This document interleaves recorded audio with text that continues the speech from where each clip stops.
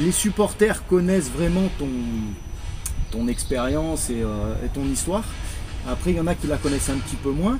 Donc, est-ce que tu peux nous redire les clubs par lesquels tu es passé? Ouais, bien sûr, je suis formé ici, je suis arrivé à Grenoble au GF38, j'avais 10 ans.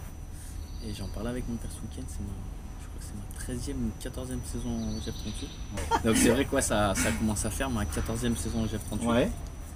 Ou 13e, je sais plus, mais la moitié de ma vie presque dans ce club, Ouais. donc c'est beau. Mais sinon, c'est vrai qu'après le dépôt de bilan, je suis parti du côté de Brest, qui descendait de Ligue 1. J'avais signé 2 ans, puis j'ai prolongé 2 ans derrière. Donc j'ai passé 4 ans en Bretagne. Après ma dernière saison à Brest, c'était un peu compliqué. Je suis parti me relancer à Clermont. C'est vrai que j'ai pris énormément de plaisir là-bas. Que ce soit humainement, c'est un club qui nous ressemble beaucoup, Clermont. Avec Alex Dupont, c'était ça à l'époque? Ça, c'était à Brest, Alex Dupont, qui m'a entraîné 3 ans. La dernière année avec Furlan, Jean-Marc Furlan, mais ça s'est pas très bien passé. D'accord. Et du coup, je suis parti à Clermont où j'ai connu Corinne Diacre quelques mois. Ouais. Et elle est partie entraîner la sélection féminine.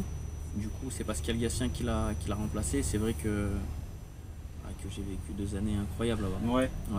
Et du coup, après, vu que j'ai quand même fait des bonnes saisons et performé, j'ai signé à Lens. Où pareil, j'avais signé 2+1. On est monté en Ligue 1, donc mon année s'est activée. Après, ça s'est pas très bien passé sportivement. Et c'est vrai que même personnellement, j'avais besoin de retrouver un peu un environnement que je connaissais. Des valeurs qui me ressemblaient. C'est pour ça que quand Grenoble s'est présenté, j'avais d'autres opportunités, mais j'avais vraiment envie de rentrer chez moi et me sentir bien dans ma vie. Ouais, c'est vrai que j'ai pas fait des destinations de rêve, on va dire. C'est déjà pas mal, il y en a beaucoup qui rêveraient être dans ces clubs-là. Mais par contre, c'est vrai que quand j'étais à Clermont, j'avais trouvé à Clermont tout ce que je cherchais dans le foot. D'accord. Après, quand Lens s'est positionné, je pense que Lens, ça se refuse pas parce que c'est un énorme club et voilà, de toute façon on le voit en termes d'organisation, d'infrastructure, de professionnalisme et surtout d'engouement. Moi j'ai joué des matchs à Lens, c'était un mardi soir 21h, il y avait 30 000 personnes au stade.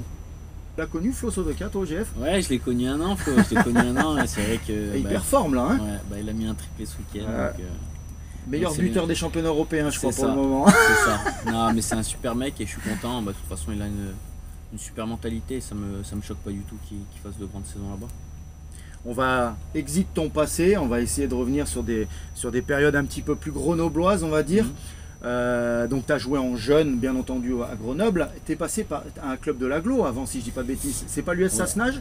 Non, Sassenage j'ai beaucoup d'habits là-bas, mais c'est Cessin. C'est Cessin par lequel tu es passé. J'ai fait Biberon, débutant à l'époque, ça s'appelait comme ça, Poussin. Biberon débutant, là on est sur de old school. Là ça remonte. Et après je suis arrivé à Grenoble en Benjamin à l'époque. Ouais, je suis arrivé à Grenoble en Benjamin. Mon entraîneur c'était Joseph Sarriaglia. Et il y avait mon père aussi qui aidait un petit peu. Et c'est vrai que j'ai vécu des grandes choses ici parce que voilà, quand on est jeune, on connaît pas trop le monde professionnel, mais on est vraiment insouciant, on va faire des tournois un peu partout et voilà, toutes les familles sont réunies et c'est vrai que c'est fantastique. Je pense que le stade du Vercors, tu as dû y jouer un paquet de fois. Même sur le vieux synthétique tout pourri qu'il y avait à l'époque, là où on se faisait des pizzas. Avant c'était un stabilisé. Le stabilisé, donc c'était bien celui-là qui était tout. Voilà. Exactement. Et donc tu as connu aussi la pelouse, on va dire vraiment du centre d'entraînement qui maintenant est professionnel et qui vient d'être changé. Donc tu as dû la manger celle-là aussi. Hein. C'est vrai qu'entre Vercors, TCR, on a joué sur tous les terrains. Avant, c'est vrai que on s'en est pas plein, moi quand j'étais au centre de formation, parce que les pelouses étaient plus que correctes, mais c'était plutôt bonne. Mais là c'est vrai qu'à la Poterne depuis 2 ans, moi depuis que je suis revenu, c'est vrai que c'est beaucoup dégradé. Et là on a récupéré un bel outil tout neuf et ça fait du bien parce qu'on s'entraîne dans de bonnes conditions. Et normalement le GECO devrait être changé dans pas longtemps. Donc voilà, je pense que le club avance et ça fait du bien. Tout le monde le sait, je pense que vous les premiers, l'année dernière a été une année qui a été plutôt délicate. Si je dis pas de bêtises, je crois que tu n'avais jamais connu ça toi personnellement dans ta carrière. Je dis pas de bêtises? Non, tu as raison. Voilà. C'était la première fois que je jouais pour me maintenir, la première fois de ma carrière. C'est vrai que ça a été une année compliquée, il y a eu pas mal de changements l'été dernier. Et voilà, c'est vrai qu'on a passé une année compliquée, mais je pense qu'on allait chercher notre maintien avec...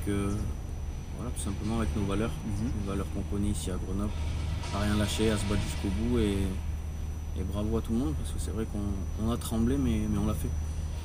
C'est vrai qu'effectivement c'était une année particulière déjà sur le plan collectif. Comment est-ce que toi sur le plan individuel tu as vécu ta saison? Moi, ça a été la saison la plus compliquée de ma carrière. J'ai été blessé, suspendu. C'est la première journée. Bon, ce sont des choses qui arrivent au ballon. Bien sûr, mais c'est vrai que d'un point de vue personnel, ça a été très très compliqué. Ouais. Et c'est pour ça que je suis un peu revanchard et j'ai envie de faire une belle saison cette année. Après, tu vas me dire, mais t'as pris carton rouge la première journée. J'allais y venir après, je vais pas te mentir. Mais bon, puisque tu en parles, la transition est magnifique. Non, mais celui-là honnêtement, si c'était à refaire, je le referais parce qu'on faisait un très bon match au Havre. Et je pense qu'il fallait que je fasse cette faute pour pas qu'il y ait d'occasion et qu'on ne concède pas de but. Parce que j'aurais vraiment été frustré de repartir de là-bas après un bon match comme ça avec 0 points. C'est clair.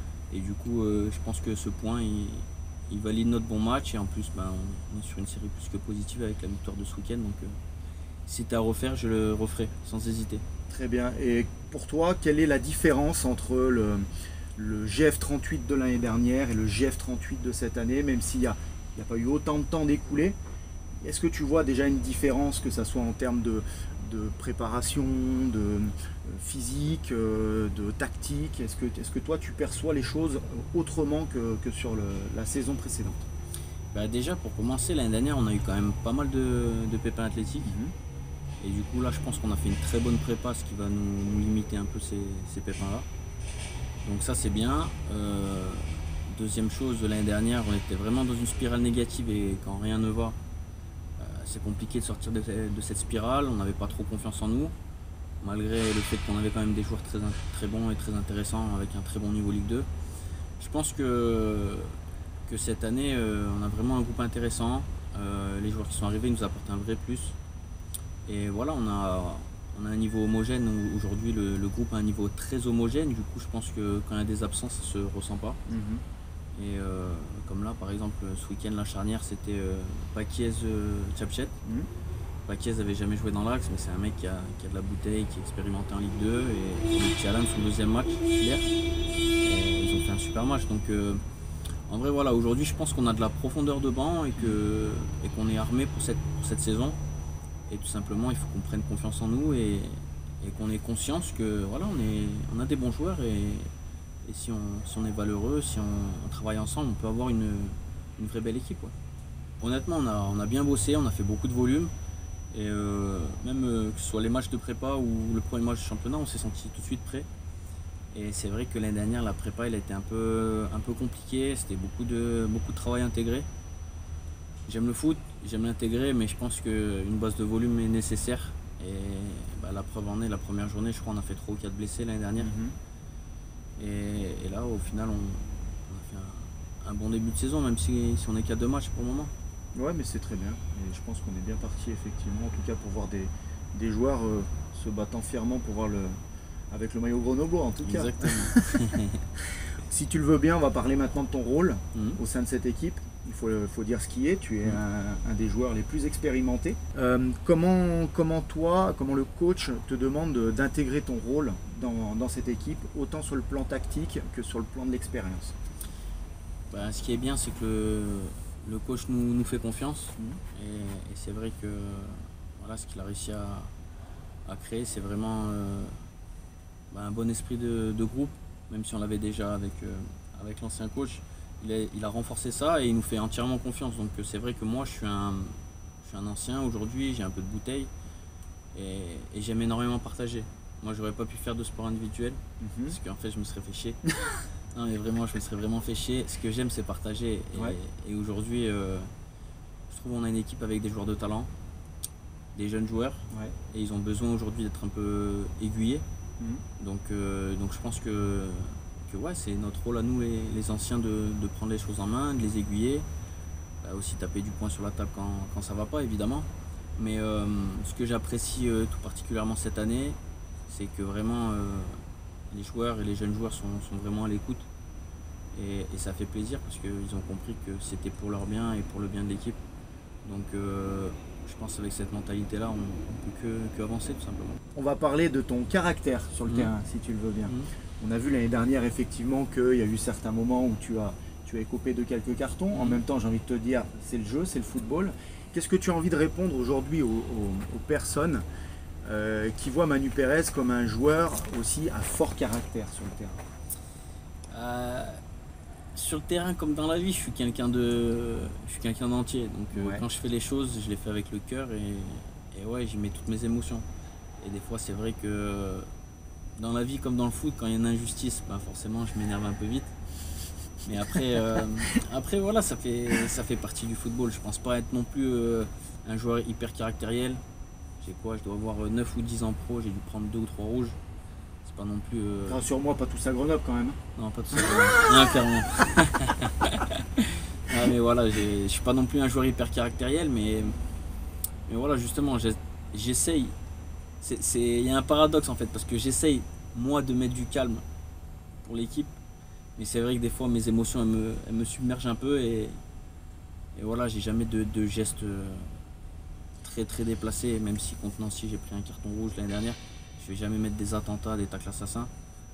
Je suis vraiment un passionné et le jour où je prendrai plus de plaisir, aujourd'hui c'est mon métier, hein, mais c'est une passion avant tout. Le jour où je prendrai plus de plaisir, j'arrêterai le foot. Et c'est comme la saison dernière. Moi, la saison dernière, psychologiquement, c'est vrai que ça a été vraiment épuisant. Ouais. Et j'osais pas imaginer une descente. Mais si descente il y avait eu, je pense que en vrai, j'aurais arrêté le foot. Ah ouais, carrément. Parce que je suis passionné et pour moi, ça aurait été vraiment un échec dans ma carrière. En fait. De descendre avec mon club, ça aurait été un gros échec. Et je me le permettais pas. Et bon, après fin de saison, j'ai essayé d'aider comme j'ai pu parce que j'étais blessé. Mais je pense que voilà, il m'est arrivé, même en étant blessé, de pouvoir tenir mon rôle au sein du vestiaire. Et j'apprécie parce que les gens ici me montrent beaucoup de respect et j'apprécie parce que moi aussi j'ai beaucoup de respect pour eux. Comment est-ce que tu vois, même si tu es encore jeune, ton après-carrière? Alors j'aimerais beaucoup entraîner. Ouais. C'est vrai que je pense que j'ai un peu la fibre, donc j'aimerais vraiment beaucoup entraîner. Après voilà, la vérité d'aujourd'hui n'est pas celle de demain, donc on verra. Ce qui est sûr, c'est que aujourd'hui j'ai envie de... Voilà, je suis plus sur la fin de carrière que sur le début. Encore quelques belles années quand même. Voilà, j'espère. On va dire ça. Donc j'espère déjà profiter le plus longtemps possible. Je te le souhaite également. Voilà. À Grenoble. C'est ça. Et sinon, c'est aussi un peu pour ça que je suis rentré chez moi à Grenoble. J'avais envie de préparer un peu mon après-carrière avec un peu. Voilà, j'ai fait un petit peu d'IMO ici. Dans mon idée, c'était me former et pouvoir rendre la pièce au club, parce que c'est vrai que ce club lui m'a permis de vivre des belles émotions et j'aimerais moi aussi lui rendre la pièce à un moment donné après ma carrière. Mais ouais, pareil, ce week-end, j'en parlais avec mes parents. Quand je suis revenu jouer ici avec Clermont, ouais. C'était mon premier match après ma rupture du tendon d'Achille. Et les RK là-bas, ils m'ont fait un accueil, j'en ai encore les frissons. Ils m'avaient fait une belle banderole et j'ai joué 10 minutes, mais je pense que c'est un... Mais tu avais besoin au fond de toi de jouer ces 10 minutes aussi. Ouais, en fait j'étais là, ils ont sorti les banderoles au début du match. Et c'est vrai que ça m'a mis les frissons et le coach m'avait fait rentrer 10 minutes. Et en vrai, j'ai joué que 10 minutes. Hein. Mais je pense que c'est un des plus beaux moments de ma carrière. Ouais. Alors là maintenant, si tu le veux bien, on va partir sur des petites questions. Voilà, des petites questions qui sont très très simples, qui vont se limiter à une seule réponse de ta part. Okay. Je m'explique, je vais te donner 2 clubs par exemple, Barça, Real. Et là, tu me donnes ta réponse pour toi. Et si tu as envie de dire pourquoi, tu le dis. Et si tu n'as pas envie, tu le dis pas. Okay. Moi, j'ai grandi avec le Real. Avec mon père, c'est vrai que c'était le Real. Ouais. Après, obligé de s'incliner devant le Barça de Guardiola quand même. Parce que c'était du grand football. Donc, compliqué comme... Compliqué. Là, en plus, tu risques de foutre le bazar à la maison, là, si j'ai bien compris. Non, là, ça va. Ça va aller. Après, City United. United, parce que ouais, j'ai encore en tête la finale contre le Bayern, où ils arrivent à renverser le match en Ligue des Champions. Ils perdaient 1-0, 2-1 sur corner, Solskjaer, et Sheringham. J'ai encore cette image en tête. Bon alors là, pour tous les jeunes, je vous propose d'aller sur internet et de regarder tout ça, les Teddy Sheringham et Je tout sais là. plus si c'est 99 ou 2001. Je crois que c'est 99 si je dis pas de Donc bêtises. c'était une très très belle époque effectivement pour Ouais. United. Ouais. Magnifique. Mm. Bah, ça ne rajeunit pas par contre ça. Ouf, on en parle pas. Entre Brest et Clermont, même si tu as répondu plus ou moins tout à l'heure, je pense que ça a été sur deux moments clés de ta carrière peut-être, si je dis pas de bêtises. Ouais, c'est vrai. Brest, parce que ça m'a vraiment permis de me lancer dans le monde professionnel. Après, Clermont, pour moi, Clermont, c'est tellement particulier. Je peux que te répondre Clermont, parce que Clermont, humainement, ce que j'ai vécu avec les joueurs là-bas, Ouais. ça fait quoi? Ça fait 3 ans que je suis parti. On s'écrit encore. Cet été, j'avais 2 mariages d'amis clermontois avec qui j'ai joué. On s'est tous retrouvés entre clermontois. Et c'est vrai que j'ai vécu quelque chose de particulier humainement et même footballistiquement. C'est vrai qu'on pratiquait un football de qualité sous les ordres de Pascal Gatien. Et encore une fois, je le salue parce que pour moi, un entraîneur très sous-coté en France. D'accord. Bon, tu es au courant quand même que le plus haut de leur volcan n'atteindra jamais le plus petit de nos sommets? Ouais, ça je le sais. Je suis déjà allé en plus. Depuis Dôme, je suis déjà allé.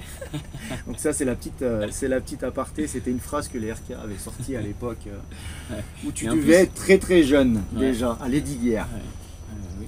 Mais tu vois, si tu veux, je me suis senti super bien à Clermont parce que, en fait, Clermont c'était un peu comme ici. Si tu Ouais. veux, nous on a les montagnes, eux ils ont les volcans. Les gens, c'est une ville moyenne mais plutôt dynamique. Les gens ils sont humbles, travailleurs et j'ai beaucoup apprécié en fait. Je me suis senti un peu chez moi, Ouais. en dehors de chez moi. Ouais. Ah, C'était bah ouais. vraiment. Ouais, et puis il y a eu une belle, je pense qu'il y a eu une belle osmose aussi sportivement qui s'est créée. Et effectivement, Ouais, c'est ça, ouais, franchement, 2 très belles années. Je vais finir sur une dernière question. Si tu devais choisir entre la place Grenette et la place Notre-Dame, tu choisirais laquelle? Place Notre-Dame parce qu'il y a la fontaine. Et la fontaine, ah oui, ah, qu'est-ce qui s'est passé avec cette fameuse fontaine? Et quand on est monté de CFA2 en CFA, moi j'étais dans la fontaine. Ah, elle était pas trop froide l'eau? Un petit peu, mais bon, on avait quelque chose à fêter. Bon, rassure-moi, t'as bu que l'eau de la fontaine ce soir-là. Ouais, que l'eau de la fontaine. Manu, merci beaucoup. Merci à toi. Merci beaucoup pour cette interview géniale.